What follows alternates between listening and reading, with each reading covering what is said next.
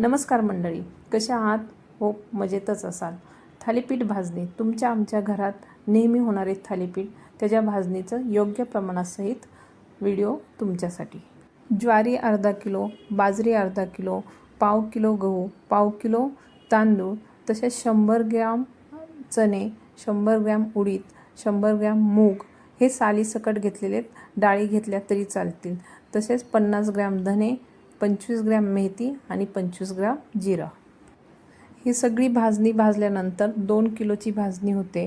ज्यांना व्यवसाय करायचा आहे त्यांनी याचा टोटल कॉस्टिंग काढून त्याच्यात 45 किंवा 50% नफा म्हणजे 100 रुपये खर्च झाला तर 150 रुपये लावून तुम्ही सेल पण करू शकता. सगळे धान्य, कडधान्य आणि धने, जिरा, मेथी व्यवस्थित भाजून घ्यायचं आहे.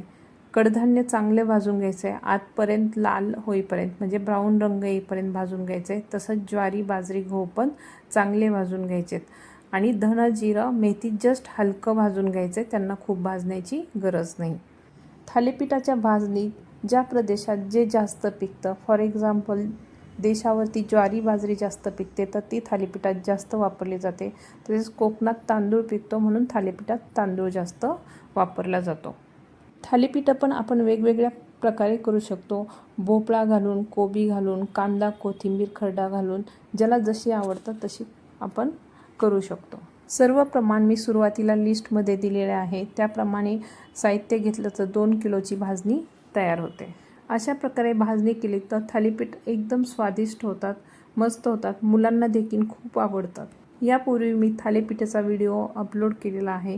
व्हिडिओ आवडला असल्यास लाईक, शेअर आणि सबस्क्राईब करा आणि पेजला फॉलो देखील करा. चला भेटूया नेक्स्ट व्हिडिओमध्ये. तोपर्यंत बाय बाय, गुड डे.